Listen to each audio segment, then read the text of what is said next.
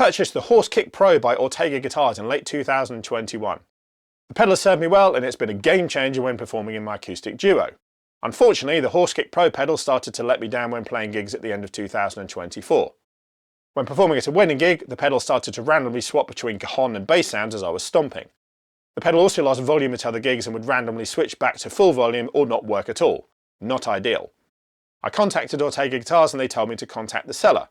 So I opened up the Horse Kick Pro to try and fix it myself, although there was nothing obvious to fix and I needed a replacement stomp pedal as I had fast approaching gigs that needed my stomping sounds. One pedal I had previously looked into buying was the Roland SPD 1 Kick.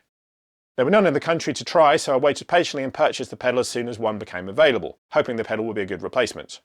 With hardly any time to try the Roland pedal, I was using it on a gig.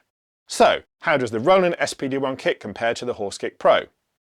At the time of filming this video, the Horse Kick Pro is selling for £203.48 on Amazon, and I paid £219 for the Roland SPD 1 Kick, so the prices are very similar. The Horse Kick Pro features a true discrete pass-through, meaning that you can plug your guitar into the pedal and mix the guitar sound and stomp sound into one input of whatever amplification device you're using. This is not possible with the Roland pedal, so this is a point worth considering if you only have one input to plug into.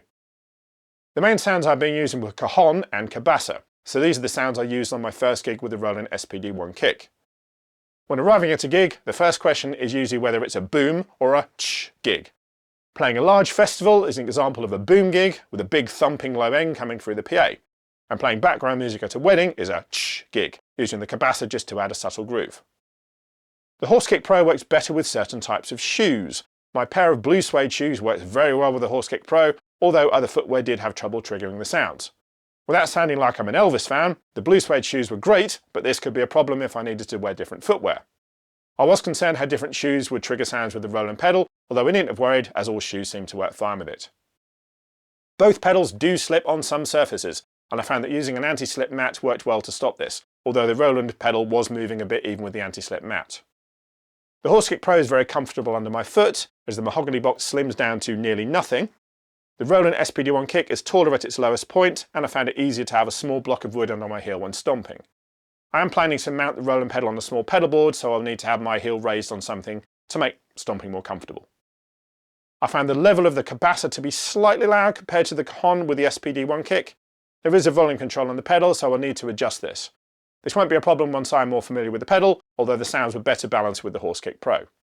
So, am I happy with the Roland SPD 1 Kick? The answer to that question is a big fat yes.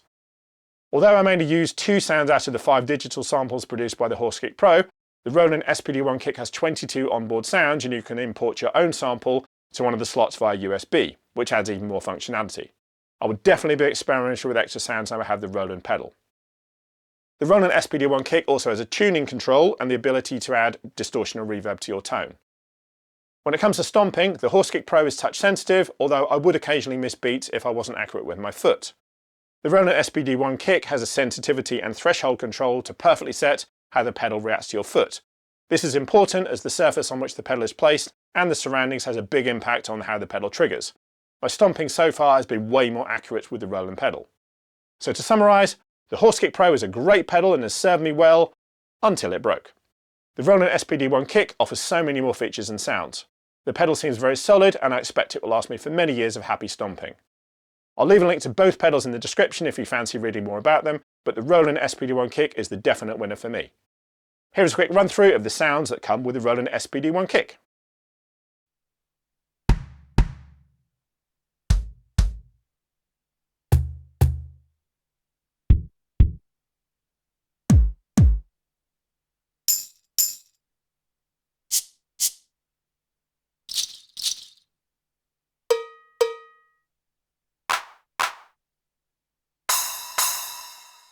Yeah!